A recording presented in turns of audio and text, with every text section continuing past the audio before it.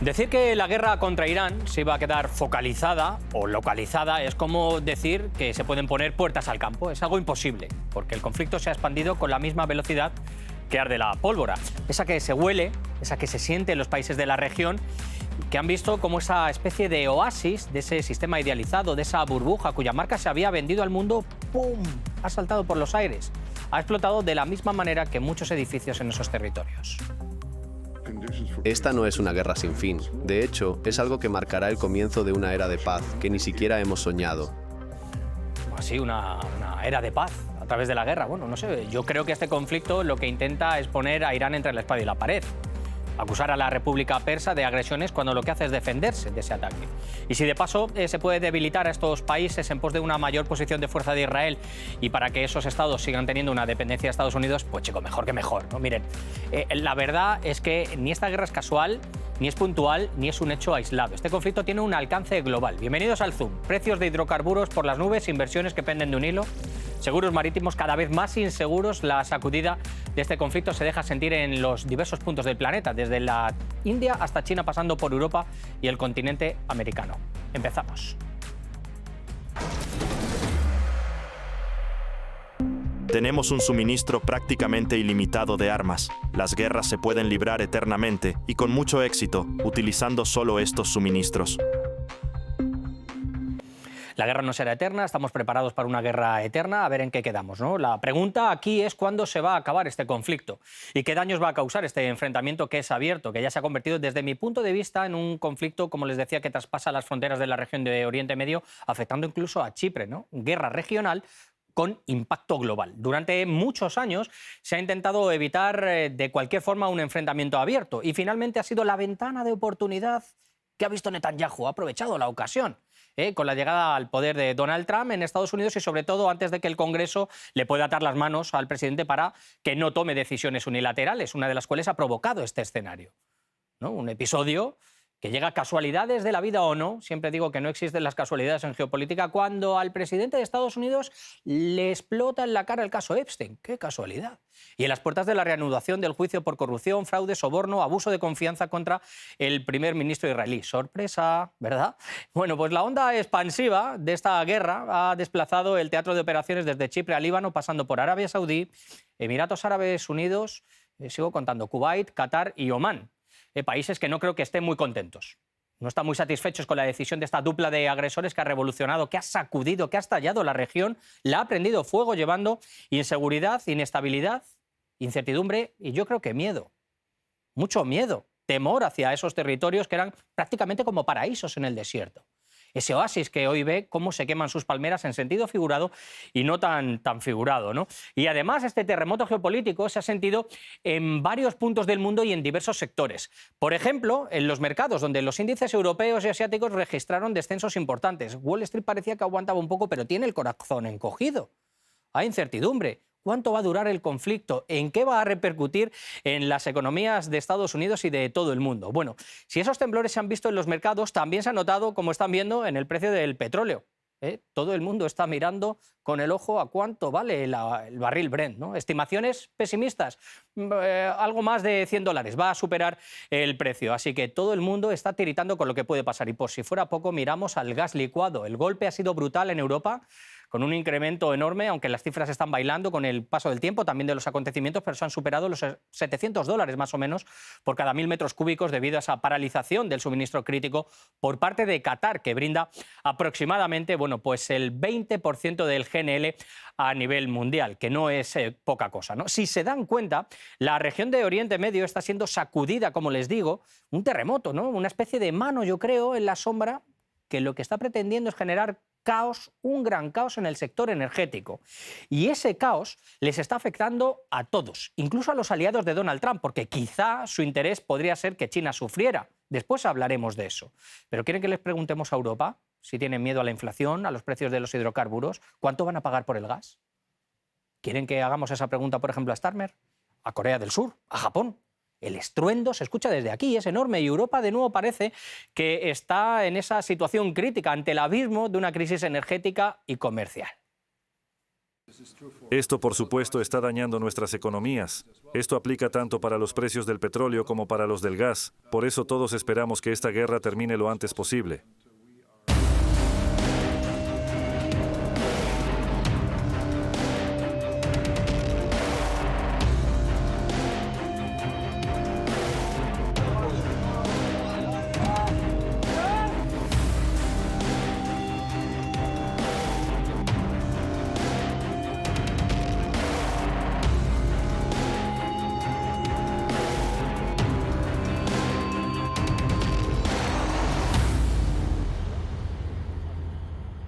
Antes de presentarles a los invitados que tenemos hoy y de analizar todo lo que tenemos entre manos, pues llega el momento de dar un repaso a cuáles son nuestras direcciones en las redes sociales. Ya saben que estamos a su disposición en nuestro canal de Telegram. Vamos aumentando poco a poco esta comunidad. Les agradecemos la participación que tienen con todos los posts que hacemos y también con las encuestas que les proponemos.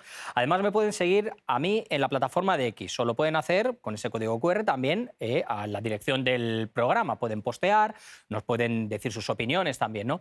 Y si lo que pretenden, lo que quieren y desean es ver todos los episodios, todos los capítulos de nuestro programa, tanto del Zoom como del Zoom Plus, muy fácil.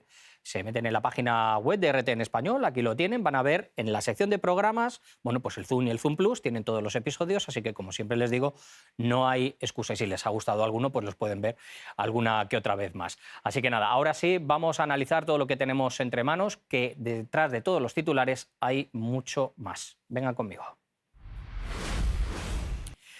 Momento ahora para el análisis y el debate, para, bueno, yo creo que esbozar y poner en voz alta todos los pensamientos que tenemos ante un tema tan complicado y que esconde tantas cosas. Tengo el placer de poder hablar con Taddeo Castiglione, experto en relaciones internacionales, y con Fernando Esteche, director de la plataforma PIA Global de Análisis Geopolítico. Taddeo, Fernando, muchísimas gracias por estar conmigo en el Zoom. Fernando, queríamos volver a hablar contigo porque la verdad es que la intensidad en los ataques va aumentando. Y yo decía que esto, no sé si es exagerado decir que es una guerra mundial, no se puede decir tercera guerra mundial quizá, pero sí es una guerra global, decía yo, que tiene una guerra regional, perdón, que tiene una repercusión a nivel global por distintas aristas, ¿no, Fernando? Básicamente lo decías en la introducción, hay un elemento que por ahí no se consideran las noticias de difusión de la información, que van más al drama humano y a la cuestión bélica específicamente, pero hay un colapso no solo del flujo, sino de la producción en la cadena de suministros global, que lleva a la idea del colapso del aparato productivo global, valga la redundancia. Si tenemos, por un lado, el cierre del estrecho el cierre de Hormuz, por donde circula la quinta parte de la energía mundial y que alimenta fundamentalmente a Asia, a las grandes factorías asiáticas, a China e India, pero además también alimenta a Europa, y tenemos el cierre del Mar Rojo de parte de los hutíes en el marco de la generalización de esta guerra, donde circula también la quinta parte de las mercancías globales. Pero además de eso tenemos, producto de los bombardeos, de algunos atentados de falsa bandera, otros atentados que tienen que ver con la propia política o los planteos que ha hecho la Guardia Revolucionaria respecto de que no va a salir una sola gota de petróleo o una pizca de energía del Golfo para el resto del mundo en tanto estén siendo atacados. Tenemos un estrangulamiento en la producción. Vos lo decías, Qatar está en producción de gas natural licuado cero, producción cero. Estamos hablando del principal productor de gas natural del mundo. Eso es el colapso energético de Europa. Europa va a tener que mirar a Rusia. Ya se está desmembrando la vieja unidad de Unión Europea y va a tener que pensar en una sustitución de provisión energética. Pero estamos hablando, por eso te insisto, de un colapso en términos de la producción global, en términos tanto de flujo como de producción. Ojo lo que estamos tocando, porque yo, como siempre digo, Taddeo, bienvenido, soy bastante mal pensado. Y desde mi punto de vista está muy, muy bien que Donald Trump nos intente decir que quiere intentar someter o quería someter en 2 días, como decía al principio, en una operación yo creo que fallida y que se ha ido un poco de las manos al gobierno, el sistema de Irán. Pero estamos tocando algo que yo creo que es más profundo. Aquí este caos está siendo provocado para sacar un rédito. Se está intentando cortar ese flujo hacia China. esa dependencia mayor que va a tener Europa, porque todos se frotaban las manos, ¿verdad? Hace algunas semanas, cortamos el gas ruso, ¡viva! Todo, alegría, ¿no? Y van a tener que depender de los precios que va a tener que sustentar Estados Unidos. Es decir, lo que se está intentando es generar ese caos energético, desde mi punto de vista, ¿no? En el que Estados Unidos quiere pescar en río revuelto. Israel tiene lo que quiere y nosotros lo que queremos también, ¿no, Tadeo? Totalmente de acuerdo, Javier. Y tenemos que tener presente que este conflicto, esta agresión flagrante en contra de la República Islámica de Irán, también responde no únicamente a un hecho político o económico, como se quiere presentar, sino que estamos delante de un conflicto de escala geopolítica y civilizatoria. No únicamente atacar a Irán pone en riesgo todo el mercado energético global, pone en riesgo, como bien decía Fernando, la manufactura y la industria, tanto China como India, sino que también pone en riesgo muchos de los desarrollos de civilizatorios que se estaba teniendo en la región, dígase los grandes proyectos de inversiones, de infraestructura que marcaban que hay un mundo mucho más amplio, que hay un mundo más grande y que hay una alternativa global hacia lo que propone Occidente. Estamos hablando del proyecto chino de la Franja y la Ruta, el cual tiene importantes inversiones en Irán, vías férreas, vías marítimas, puertos, el corredor norte-sur de la Federación Rusa que también conecta con Irán, con el puerto de Bandar Abbas. Entonces hay una proyección, por un lado económica, pero por el otro lado de detener el desarrollo de lo que nosotros llamamos el auge del sur global, de la mayoría global, del mundo multipolar, porque en medio de todo este escenario Irán representa, vamos a decirlo, una espina en la garganta para Occidente, porque es un país que desde el 79, con la Revolución Islámica hasta acá, ha sufrido todo tipo de conspiraciones, de sanciones, bloqueos, asesinatos, conspiraciones, rebeliones, y no han podido detenerlo, ha seguido su propio desarrollo soberano, y en medio de esto es un faro, vamos a decirlo de alguna u otra manera, para todo el mundo, de que a pesar de la adversidad, un país que está dispuesto a seguir y trascender su propio desarrollo nacional y su propio destino como país soberano, puede. Porque cuando hablamos de Irán, estamos hablando de una potencia emergente. Me gustaría hacer hincapié un poco lo que has pasado un poco a vuela pluma y a mí me parece importante, Fernando. El tema de los ataques de falsa bandera. Vemos a los medios occidentales intentar ganar la batalla del relato.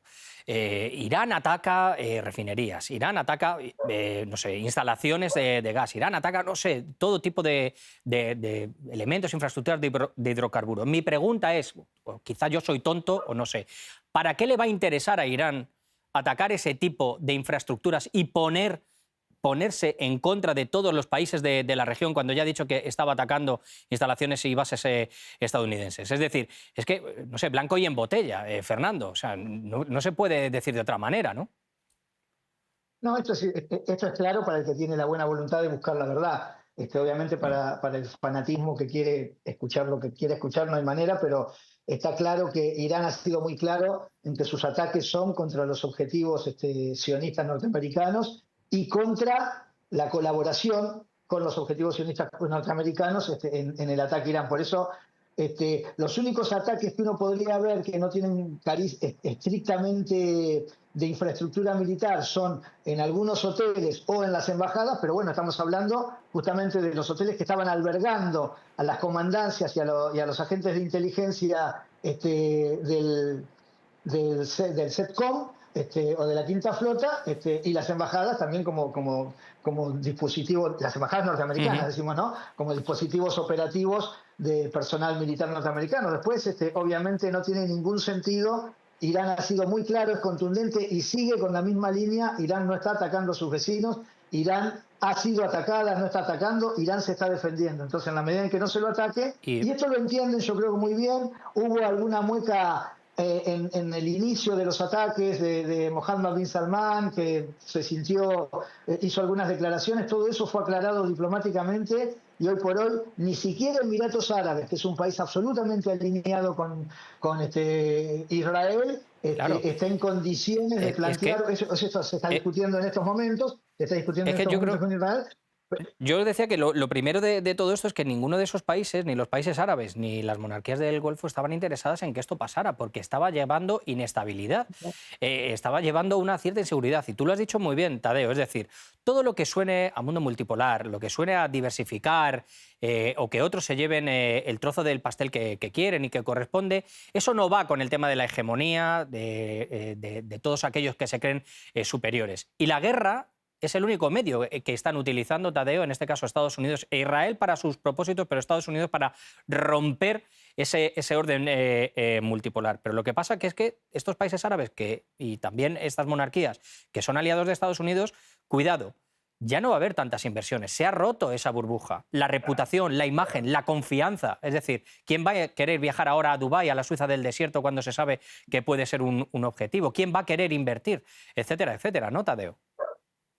Totalmente, y lo veíamos incluso hace unas pocas horas, en lo cual la principal aseguradora marítima a nivel internacional dice que no va a dar ningún seguro naviero a ningún barco que haga vida o que tenga ruta en Asia Occidental, en las zonas de Medio Oriente, lo cual también deja en claro y es un duro golpe para las economías. Recordemos que una de las principales ventajas que tiene todo el Golfo Pérsico son los puertos, y al estar bloqueado Hormuz, al estar bloqueado el Mar Rojo, toda la logística a nivel global también se va a ver repercutida en medio de todo este conflicto, y eso es un golpe económico para todos los países del Golfo Pérsico, más allá de los problemas internos que ya surgen, porque resulta muy paradójico y hasta interesante que Irán esté atacando objetivos de Estados Unidos en estos territorios, y la población se empieza a preguntar por qué tenemos estas bases, qué seguridad, qué garantía nos dan estas bases. Entonces, incluso internamente ya existe un problema para estos países que, como mencionaba también nuestro contertulio Fernando, existe también una neutralidad y se está pidiendo el diálogo. Escuchamos cómo todos los líderes de la región llamaron al presidente Putin para que intermedie la paz. Vemos llamadas cruzadas también de Modi con Netanyahu pidiendo el cese de las hostilidades, porque lógicamente esto que sucede en esta región repercute en todas las economías y en todos los desarrollos a nivel global. Y esta imagen también que tanto le costó construir a todos los países de Asia Occidental, de Medio Oriente, respecto a una zona segura y de paz después de la invasión en Irak y de todas las situaciones regionales, ahora queda totalmente en riesgo. Y eso también, la paz que se había logrado entre Arabia Saudí y Irán, mediada por la República Popular China, no se puede poner en riesgo las construcciones diplomáticas de años. Tadeo, te quería repreguntar, y a todo esto tenemos las relaciones de Israel con todos estos países. Los flamantes acuerdos de Abraham, etcétera, etcétera, toda la diplomacia. Se va a abrir una puerta enorme a la paz en la región y vamos a estrechar los lazos con Arabia Saudí. Pues chicos, ¿yo qué quieres que te diga? Después de todo lo que está sucediendo, Tadeo, yo lo veo todo bastante inestable o bastante volátil. Es decir, si se van a quedar más debilitadas, esto le viene bien a Israel. Le pese a quien le pese y con la verdad por delante. Brevemente, Tadeo.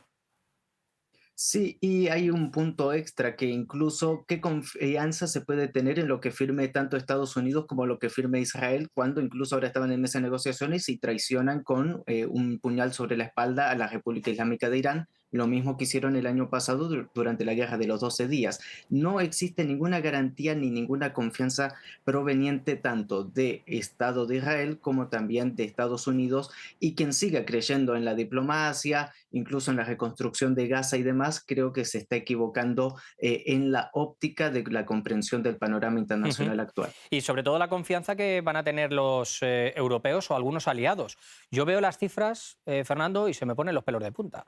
Yo veo a Japón, veo la situación en Corea del Sur, veo el tema de India también con el gas, pero sobre todo veo a Europa, un Merz que tenía una cara de asustado en el despacho Oval, que era para verlo. Nosotros hemos sacado aquí una declaración, es decir, vas a tener a todos estos aliados, digamos, a tus pies para intentar someterlos. Es decir, a través de esta guerra que tú dices que es en contra de un régimen maligno, etcétera, etcétera, lo que estás haciendo es intentar llevar tu plan, que este caos sea controlado y tenerlos a todos de rodillas. Yo no sé los aliados qué confianza pueden tener. Ya no digo los enemigos, pero los aliados con Estados Unidos, yo desde luego no la tendría, ¿no? No sé.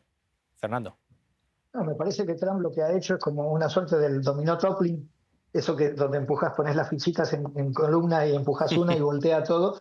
Trump ha volteado 70 años de construcción de gestión imperial, tanto en Europa como en Asia y en Medio Oriente, Asia Occidental y Medio Oriente, porque tanto el sistema de bases, que fue en un solo día, no sirvió para nada. Es decir, 70 años de construcción, inversión... Quizá Fernando, quizá está intentando hacer un nuevo orden. No, claramente está intentando... Es Nerón, ha incendiado el viejo orden. Ahora, el problema es que eso le genera, como el propio Nerón, le genera no solo problemas con sus aliados históricos, con que evidentemente no tiene ningún interés o los considera subordinados, sino que genera un gran problema de gobernanza, de construcción, de consolidación de gobernanza al interior propio de los Estados Unidos. Mientras nosotros estamos hablando, está sesionando el Senado norteamericano discutiendo la retirada, la ley de guerra, porque ha violado, no solo tiene un problema de legitimidad, sino que tiene un problema de legalidad, de dispositivos de legalidad respecto a cómo se ha comportado, al punto que se planteó que se trataba de una guerra preventiva, y el propio, en palabras de Marco Rubio, informándole al Congreso el 2 de este mes, cuando dice: la guerra fue para prevenir ataques de Irán, porque Israel iba a atacar a Irán y suponíamos que entonces Irán nos iba a atacar a nosotros. Lo que está diciendo Marco Rubio, para el que sabe leer, es: Israel nos empujó una guerra. Sí, menudo traspiés, ¿no? Y en todo esto yo veo un factor muy importante, que es el del tiempo. Para mí el tiempo aquí es fundamental. Al principio se preveía quizá una operación rápida, se ha visto que no, porque Irán está de nuevo, pues está respondiendo, ¿no? Como no puede hacer de otra manera, aunque le estén acusando de hacerlo. Se habla de que no va a ser una guerra eterna, pero Trump dice que tiene municiones suficientes para una guerra, ¿no? Para mí esto, Tadeo, es una guerra de desgaste. Y yo no sé si Estados Unidos está tan boyante como dice. La economía lo está sufriendo y yo creo que la Armada también lo va a sufrir. La cuestión es cuándo se va a terminar esta y cuál puede ser el otro punto. Porque Israel tiene en el punto de mira a Turquía, tampoco nos podemos olvidar. Y esto es así, pero el tiempo es un factor vitalísimo, Tadeo. Una vez Mao en China había escrito un libro mientras era bombardeado en una cueva diciendo sobre la guerra larga, y planteaba todo un escenario sobre la necesidad de una guerra larga de desgaste total, que demostraría que los grandes imperios no pueden cuando hay una resistencia verdaderamente legítima y de un país que está dispuesto a un largo combate. Irán está preparada para esta guerra larga. Lo que dice Donald Trump, incluso de una guerra de 4 o 5 semanas, es una locura. El sistema internacional, tal cual como lo conocemos, no aguanta 4 o 5 semanas con Hormuz totalmente cerrado. No están las condiciones de la flota de Estados Unidos de hacer una nueva guerra del Golfo. Recordemos que unificó en la década del 90 más de 80 países, enviando barcos y demás para derrotar a la Irak de Saddam Hussein, que tampoco pudo en aquel momento, pero el despliegue actual no se corresponde ni siquiera a la invasión de Irak del año 2003. Entonces estamos muy lejos de las pretensiones de Donald Trump de una guerra rápida. Ahora bien, Irán ha dicho que va a haber una respuesta contundente por la agresión contra su país y por el asesinato del ayatollah Ali Khamenei. Todavía la estamos viendo, y esto va a significar que tenemos para largo, a excepción de que, bueno, asienten cabeza, que es muy difícil dadas las circunstancias, y ese es el escenario complicado. Yo de la actualidad. lo que veo desde luego es que esto es una guerra para largo. Vamos a ver, cuando dicen estas cosas de las 4 semanas o las 6, yo miro el calendario y digo, me hago una pregunta, y apenas un minuto, Fernando, ¿cuándo va a viajar Trump a ver a Xi Jinping? ¿Va a tener buenas cartas para jugarlas? ¿Va a intentar jugar esta presión con el tema del combustible? No podía ir como perdedor, pero va a ir como un guerrero que ha revolucionado toda esa región, que está surtiendo a China. ¿Tú crees que va a poder jugar esa carta o que la va a jugar brevemente, Fernando? No, yo creo que Trump se entrampó y no le veo yo ningún tipo de salida airosa. Convengamos, esto se trata de una guerra, digo, por el tiempo, es una guerra asimétrica, es una guerra de la primera y la cuarta potencia militar globales contra una potencia regional. Ahora esa asimetría tiene la virtud a favor de los débiles, donde Irán tiene un dron iraní de ataque, cuesta $35.000, y para repeler ese dron iraní, el propio Pentágono dice, necesitamos por lo menos 3 o 4 misiles que cuestan, misiles básicos, que cuestan 4 o 5 millones de dólares cada uno. Son $35.000 contra 20 millones y eventualmente que sean efectivos. Es una guerra, yo creo, cuando decía Tadeo al principio, es una guerra civilizatoria. Irán tiene que ganar esta guerra, Irán no puede ser vencido en esta guerra porque es la guerra donde se está planteando la necesidad de que la omnipotencia imperial y la arrogancia imperial puedan ser derrotadas para que haya un destino de civilización posible. Vamos a ver qué sucede en las próximas semanas, qué es lo que estima Donald Trump y su administración, qué es lo que puede suceder y sobre todo cómo va a encarar ese encuentro con Xi Jinping, porque esto tiene muchas aristas. Tadeo, Fernando, muchísimas gracias de verdad por estar conmigo en el Zoom. Un abrazo muy fuerte. Gracias a ustedes. Gracias.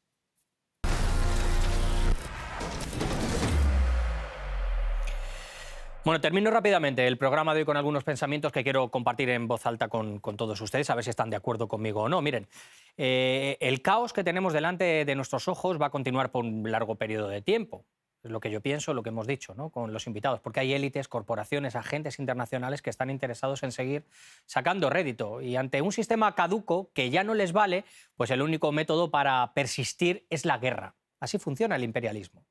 Ese es su libro de cabecera, el manual, el guión de aquellos que quieren hegemonía y dominio ante todo y ante todos, ¿no? Esta guerra es la única manera que tienen de repartirse los mercados, de detonar el sistema energético, de hacerlo a su conveniencia, de manejar el capital a su antojo, de hacer que los aliados tradicionales, que ya no lo son tanto, tengan más dependencia, de intentar medrar en los que consideran enemigos o amenazas y de hacer saltar todo por los aires para construir ese nuevo orden, porque lo del mundo multipolar, pues chico, como que no les gusta, ¿no? ¿Por qué? Pues muy claro, porque no pueden asumir que países como China, India, Rusia y otros hablen de comercio justo, igualdad, de tratos, de no dependencia, de no sumisión, de no sanciones y de un sí rotundo a una diplomacia en igualdad. Les puedo predecir una cosa y quizá me equivoque, aunque yo creo que no voy muy desencaminado, ya me lo dirán. Esto se trata de un caos controlado, de detonaciones controladas, nada es al azar, pero existe el peligro de que todo se escape de las manos sabiendo que algunos, incluso como Francia, ya hablan de aumentar arsenales nucleares. ¿Qué va a pasar? Esta es la ley de la jungla, la que se nos está intentando imponer y parece que no te puedes fiar de aquel a que le estrechas la mano, porque le pides un pescado y te puede entregar una serpiente, y sino que se lo digan a Irán, que ha visto cómo le han traicionado en plenas negociaciones. Nosotros nos marchamos ya saben dónde estoy. Escríbanme. Chao.